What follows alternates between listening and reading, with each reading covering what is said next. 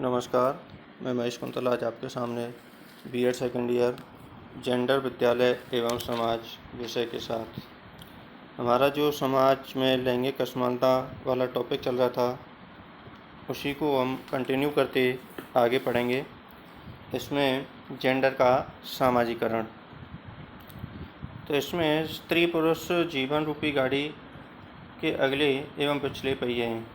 इस कथन से समाज साफ बता देता है कि पहले साथ तो चलते हैं पर एक पायदान पर नहीं आ पाते।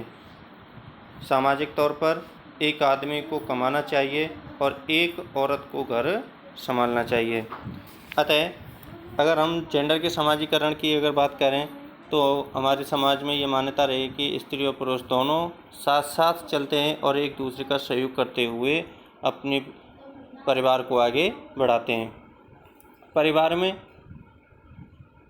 बचपन से बच्चों को लिंग विभेदीकरण कर दिया गया। लड़कियां नाजुक होती हैं जबकि लड़के मजबूत होते हैं। इसलिए घरेलू कार्य एवं सिलाई कढ़ाई लड़कियां करेंगी और घर के बाहर के कार्य लड़के करेंगे। अतः जेंडर के आधार पर कार्यों का भी बंटवारा कर दिया जाता है और ये बता दिया जाता है कि लड़के मजबूत कार्य करेंगे और लड़कियां घर के अंदर का काम करेंगी।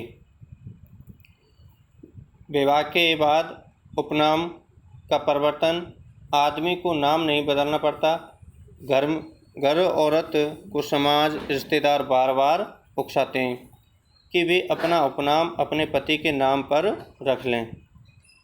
इसके बाद समाज में आदमी को आर्थिक रूप से सबल एवं आत्मनिर्भर माना जाता है जबकि औरत को आर्थिक रूप से आश्रित माना जाता है।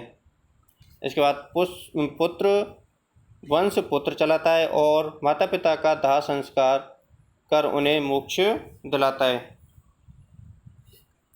इसके बाद कन्यादान की धारणा के अंतर्गत समाज में कन्या को एक वस्तु के रूप में मान लिया गया।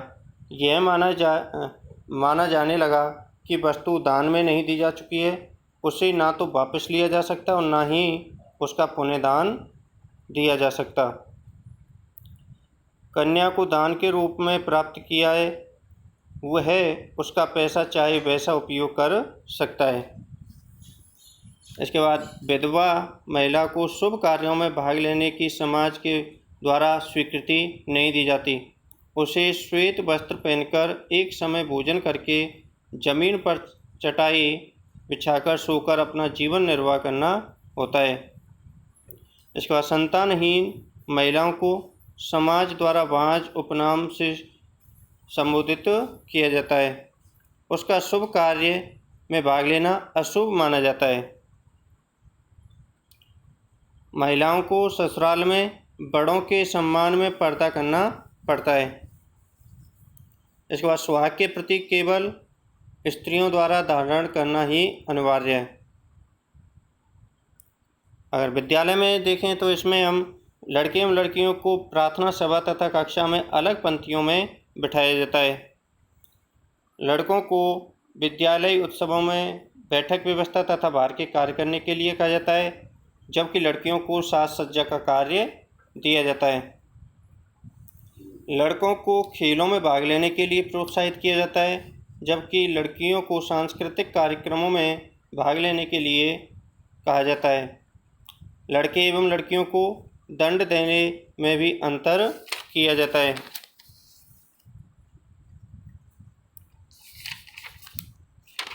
तो इस प्रकार से अनेक प्रकार से इस जेंडर समाजीकरण में विविधता हमें देखने को मिलती है।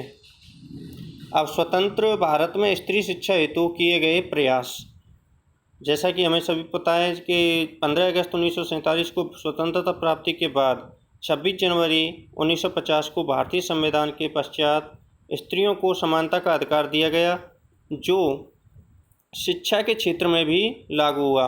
सर्वप्रथम 1948 में गठित हुए आयोग ने स्त्री शिक्षा के संबंध में अनेक सुझाव दिए जिनमें मुख्य थे स्त्रियों के लिए शिक्षा के अवसर उपलब्ध कराए जाएं, बालिकाओं के लिए उनकी रुचि एवं आवश्यकता अनुसार पाठ्यक्रम तैयार किए जाएं और उनके लिए शैक्षिक व्यावसायिक निर्देशित की उचित व्यवस्था भी की जाए। इस प्रकार अब भारत में भी स्त्री शिक्षा के प्रसार के लिए योजनाबद्ध तरीके से कार्य शुरू हो गया। जैसा राष्ट्रीय स्त्री शिक्षा समिति 1958, इसके अनुसार भारत सरकार ने 1958 में स्त्री शिक्षा पर विचार करने के लिए श्रीमती दुर्गाबाई देशमुख की अध्यक्षता में राष्ट्रीय महिला शिक्षा समिति की नियुक्ति की।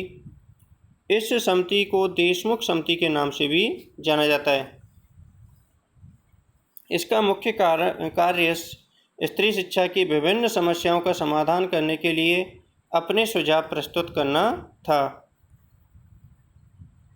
समिति ने फरवरी 1959 में अपना प्रतिवेदन सरकार के समक्ष प्रस्तुत किया और केंद्र सरकार को एक निश्चित योजना के अनुसार निश्चित अवधि में स्त्री शिक्षा का उत्तरदायित्व देने के लिए एक नीति निर्धारित करने की आवश्यकता व्यक्त की।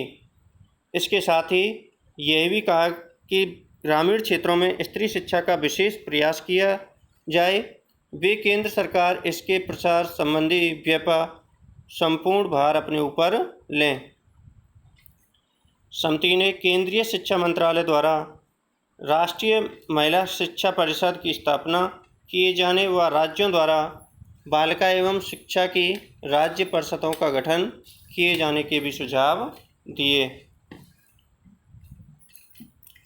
सन 1962 में राष्ट्रीय महिला शिक्षा समिति ने श्रीमती हंसा मेहता की अध्यक्षता में हंसा मेहता समिति का पुनर्गठन किया।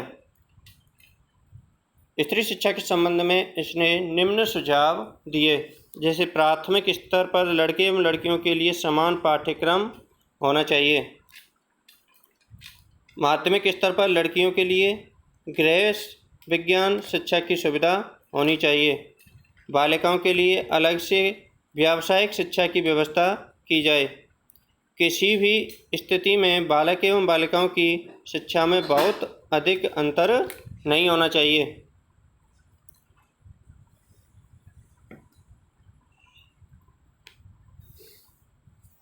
तो इसके बारे में आज हमने इसके बारे में राष्ट्रीय शिक्षा समिति, स्त्री शिक्षा समिति के सुझाव पढ़े एवं हंसा मेहता समिति के बारे में जाना। आज इतना ही। जय हिंद, जय भारत।